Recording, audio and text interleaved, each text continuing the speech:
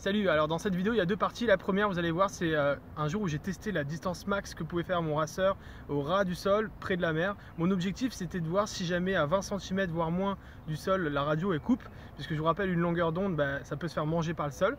Donc j'ai pu constater que je pouvais aller au moins à 500 mètres en étant à 5 cm. Et en fait, comme j'étais en train de voler, je voyais le soleil se coucher dans la mer et que j'avais pas assez de batterie pour voir jusqu'à la fin de ma vidéo le soleil se coucher, je me suis dit tiens, je vais me poser, je vais attendre le coucher de soleil. Du coup je me suis posé, j'ai pas pu redécoller parce que forcément quand l'antenne est collée au sol, là il n'y a vraiment plus rien, plus de vidéo, plus de réception. Donc vous n'allez pas voir, mais malheureusement j'ai couru comme alerte à Malibu pour aller sauver mon drone qui est en train de se faire manger par la mer remontante. Donc voilà, ça c'est la première partie. Et la deuxième partie du coup, c'est comment nettoyer son électronique de l'eau de mer et récupérer tout ce qui est récupérable. Donc vous allez avoir la surprise comme moi de voir ce qui a été détruit ou pas sur la submersion de cette machine. Bonne vidéo alors.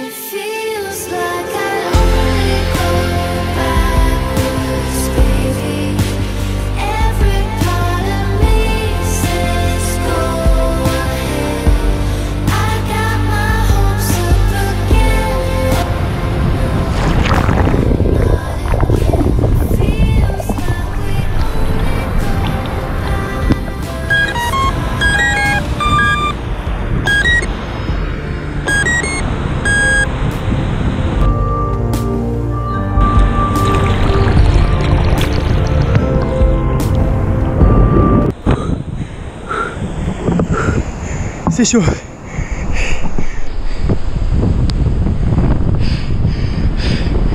Au bout d'une minute, j'avais perdu le drone. Bon, autant vous dire que quand un truc comme ça arrive, il y a peut-être beaucoup de matériel qui a été cramé. On va voir ensemble du coup qu'est-ce que j'ai fait là pour essayer de récupérer la machine. Toute première chose, il faut laver en fait toute l'électronique.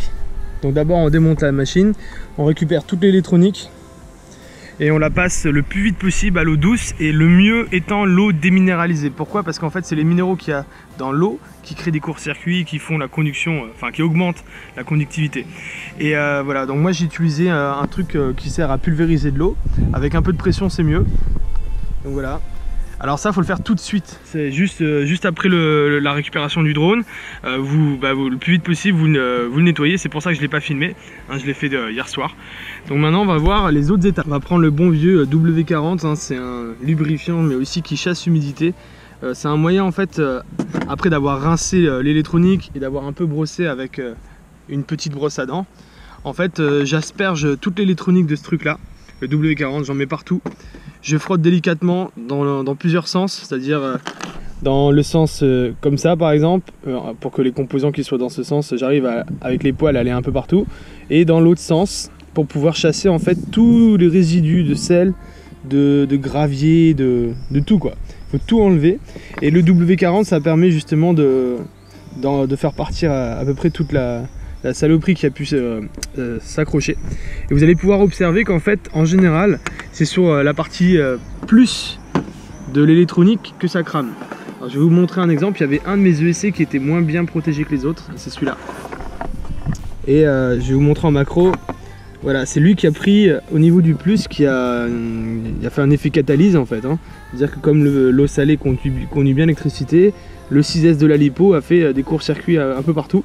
Alors il y a une chance que ça soit pas cramé, parce que dans l'eau, parfois on arrive à récupérer pas mal de trucs. Mais voilà, il faut se préparer à tout avoir perdu. Je m'aide aussi d'une bombe à air sec. Hein, ça permet de chasser un peu les dernières petites particules.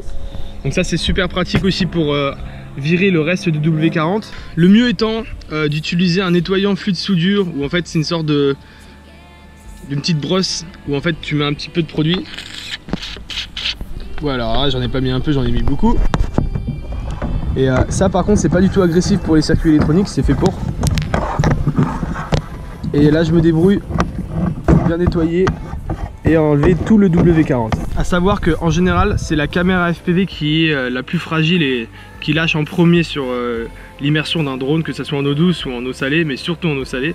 Donc là il faut avoir un peu de chance que le joint il a un peu fait son effet, et de toute façon il y a tellement de trous partout que tout rentre au final. Mais là vu que ça n'a pas duré très longtemps, je pense avoir de la chance, j'ai regardé mon circuit et mon capteur, il a l'air très bien, donc je l'ai démonté. Je vais pas vous le montrer parce que je l'ai nettoyé à l'air sec pour plus qu'il y ait de poussière. Et ça c'est le plus dur, hein, de réussir à avoir un capteur propre. Dans tous les cas, après une immersion, il faut de toute façon ouvrir la caméra, même si elle a l'air bien, pour la laisser bien sécher et chasser les petites poussières qui a pu s'y déposer. Parce que parfois, même si il n'y a pas eu de l'eau qui est rentrée dedans, il y a un film d'humidité qui se pose sur le capteur. Après vous allez voler avec une sensation d'être dans la brume. Voilà, donc vraiment il faut ouvrir la caméra, la nettoyer, c'est le plus fragile. Et bien entendu, les roulements du moteur, eux, ils vont pas durer bien longtemps.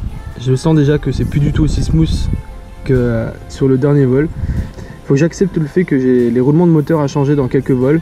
Ils vont prendre de l'oxydation très rapidement et vibrer et faire un sale bruit. Mais bon, c'est le jeu, quand on tombe dans l'eau, c'est toujours comme ça.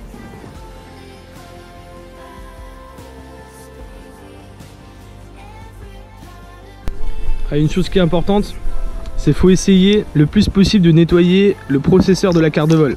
Attendez, je vous le dégage. Voilà, donc ça c'est le composant où il y a des toutes petites pattes, c'est le processeur F4.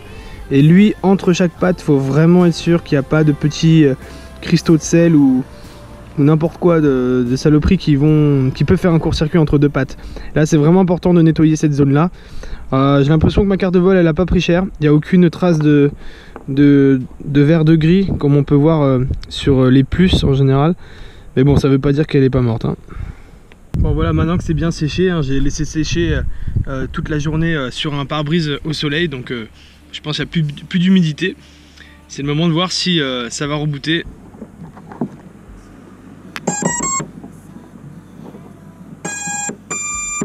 Ok, bon, ma carte s'est allumée.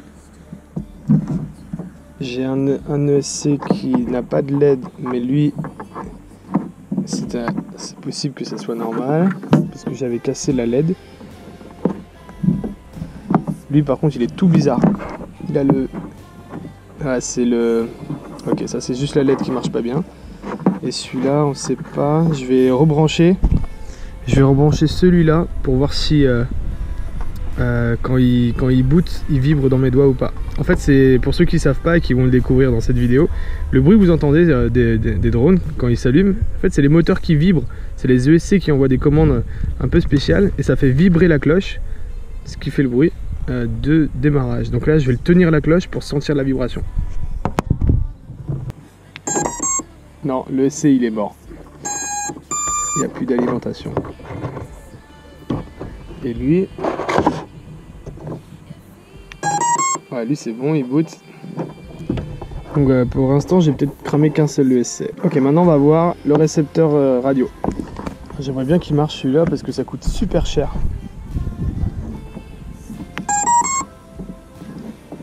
Ah, il s'est allumé. J'ai peut-être une chance pour lui. Le VTX lui, c'est ici. Alors, est-ce qu'il va s'allumer?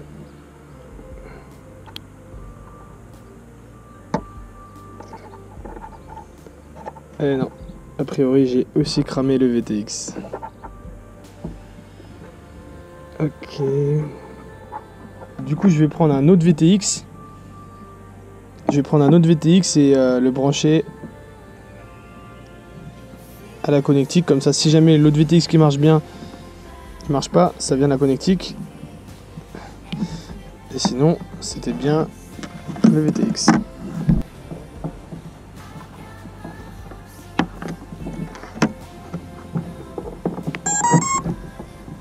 Ok, bah c'est bien mon VTX qui est mort. Donc pour l'instant j'ai perdu un EEC et un VTX. Alors la caméra.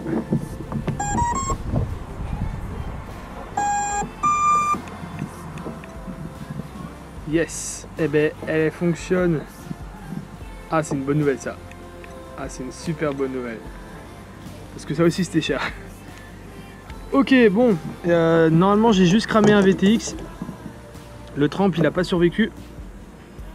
En même temps c'est un composant qui chauffe beaucoup, il est pas bien protégé. Et ouais, je pense qu'il a pas aimé. De toute façon je vois des composants, des pistes qui sont toutes bouffées par le sel. Voilà, donc pour l'instant j'ai juste ça de cramer et le SC, mais c'est pas sûr. C'est pas sûr parce que il vibre pas, peut-être parce que le moteur est coincé. Donc je vais essayer plusieurs fois.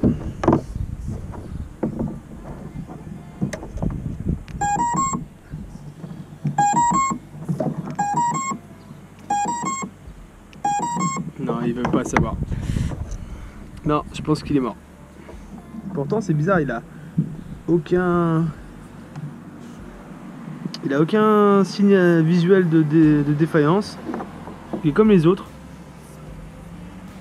Et par contre, la carte de vol, il faut encore qu'elle fonctionne. Hein. Ça, c'est pas sûr non plus. Il faudra tester ça juste après que j'ai changé cette ESC. J'ai soudé le nouvel ESC de remplacement. Et on va voir si ça résout le problème.